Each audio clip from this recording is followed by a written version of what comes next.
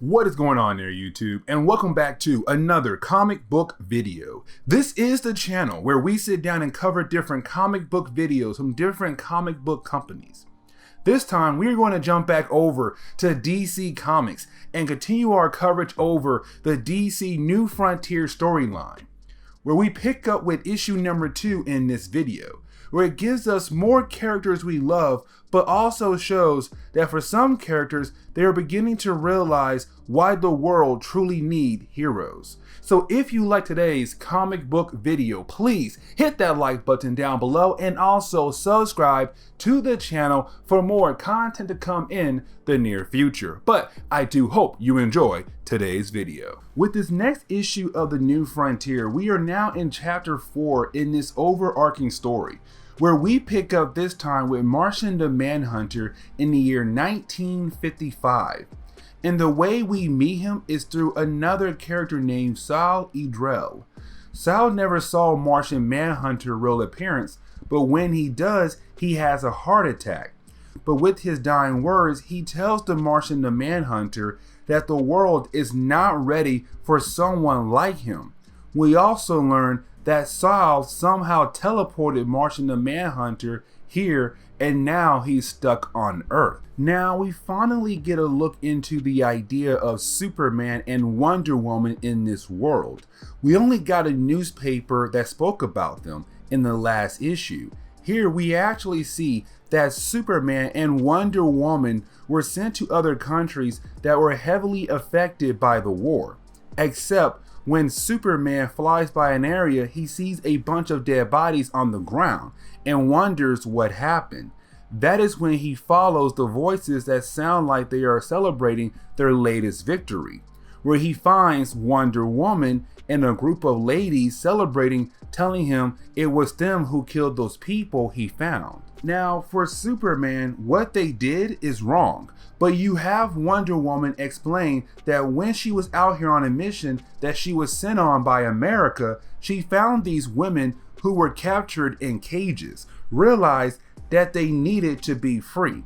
And so you had Wonder Woman break them out and gave them the ability to decide what they should do to their captors. For Superman, he can't believe that Wonder Woman just stood there and watched a bunch of people get killed. This leads into Wonder Woman really giving Superman a life lesson about the world, how they were sent by America to be a way of hope to these other countries. But she has to explain that he has to realize that just coming by and handing a bunch of flags does not help people forget about the people they lost in the war. In reality, it is just a way to give someone a temporary moment to feel happy until they realize that they lost family members. Now Superman tells her that he has to report this back to their superiors, and she tells him there's the door. But getting back to Martian the Manhunter, who is hiding in Gotham, we watch him watching television as a way to learn about the world that he is trapped on. This is more of him using his ability to change his appearance to anything he sees in TV, where you have him decide to take the appearance of a detective he saw on TV, where he decides to go by the name John Jones and be a detective in Gotham City. Then on a page, we learn 3 things in the year 1956 and 1957. The first being that in 1956, the Flash was born, which is a huge thing. But in 1957, we see that the Soviet Union was able to launch Sputnik, something to orbit the Earth. The second Sputnik was Russia's first attempt to put a dog in space. With that happening, Eisenhower stated that America will put more money into their space program. Once again, we pick up with Martian the Manhunter, and we see him being detective in Gotham City. Also, he is working alongside with Slam Bradley, another detective in Gotham City. Now, they're on a case where a child has been kidnapped by a group of people, where we learn that this group is called the Century, which is honestly a weird name to be honest, but they are some kind of cult, and they are doing a ritual. Now Martian the Manhunter and Slam see Batman fighting against this cult.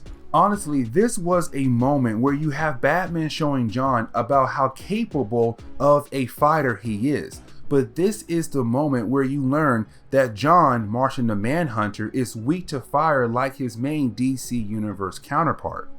The big thing about this moment is that Slam sees John being scared of fire, wondering what is going on. Also, before that, the way John was moving around, it was not normal for Slam, so he wonders what is going on with him.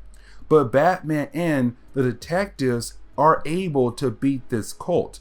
The one thing to point out is that Batman scared the child he just saved, and also Martian the Manhunter found the book the cult was using. Chapter 5, we pick up in Las Vegas, and this is an important moment of this book, where we have a boxing match between Ted Grant, aka Wildcat, and Cassius Clay.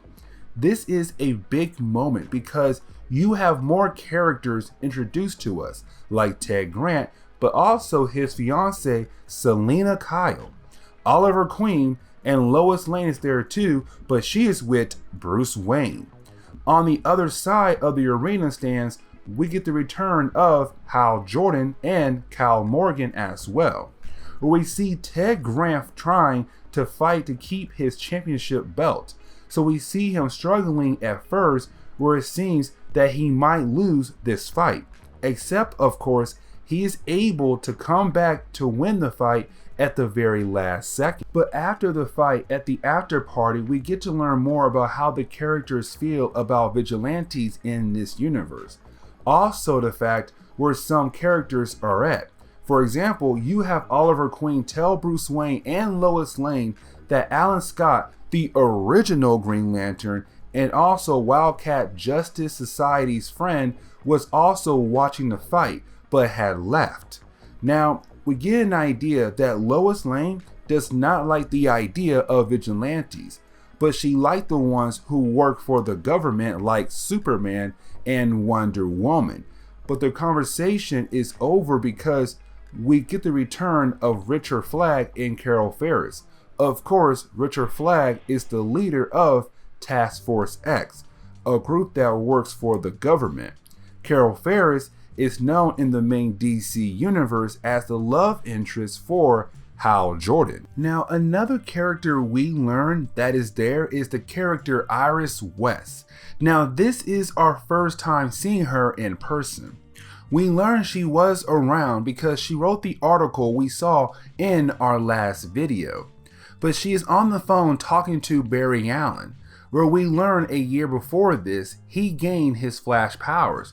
But while on the phone with her, that is when Captain Cold appears and attacks the after party. For Iris, she is lucky that she was on the phone with the Flash because he was able to leave Central City, find his ring so he can change into his Flash outfit, and then finally head over to Las Vegas where the fight was happening at. Where Captain Cold is at. Now when Flash gets there, of course, he checks up on Iris West to make sure she is okay. But also, this is the moment you have Captain Cold reveal to us that with the first year of Barry Allen being the Flash, they have fought a few times before. He left Central City hoping not to deal with the Flash, but he had a plan just in case, which he tells the Flash he had planted 6 bombs across Vegas and Flash must find them. So Flash leaves to go find them. Now remember again that in this universe, if you weren't a superhero who worked for the government, a lot of people really looked at you as a bad influence for the world.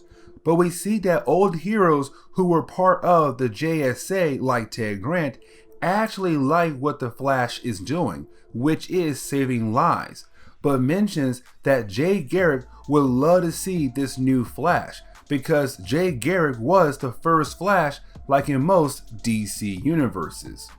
But while Flash realizes that while getting all of the 5 bombs, that the 6th bomb he is looking for does not exist, he figured that out that Captain Cold lied about the 6th bomb to keep him busy. And so you have Flash go back and take out Captain Cold to save the day. But getting back over to Hal Jordan and Ace Morgan, we learn how their lives have been after the war at the end of our last video, when we learn that Ace Morgan has become somewhat famous in life. Also, that he is going to be flying some kind of plane across the country for a publicity stunt. So everything for Ace Morgan has been going great. But for Hal Jordan, it has been the opposite, where we learn that after the war, Hal Jordan, he has been struggling after the war. That after he killed that soldier in our last video, it actually haunted his mind. Remember that back in our last video, we learned that Hal never killed in the war until that moment. So with that, he never got over it and learned how to. And so you have Ace Morgan give him some words to tell him that encourage him to get over it.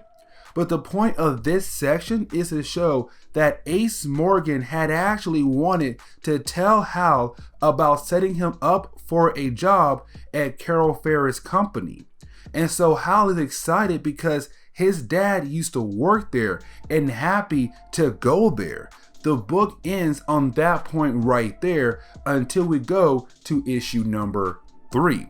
But this is where I want to end today's video. So please hit that like button down below and also subscribe to the channel for more content to come in the near future. Also, any suggestions on books I should read? Well, please let me know in the comments below, because you never know, your suggestion could be a future video down the road.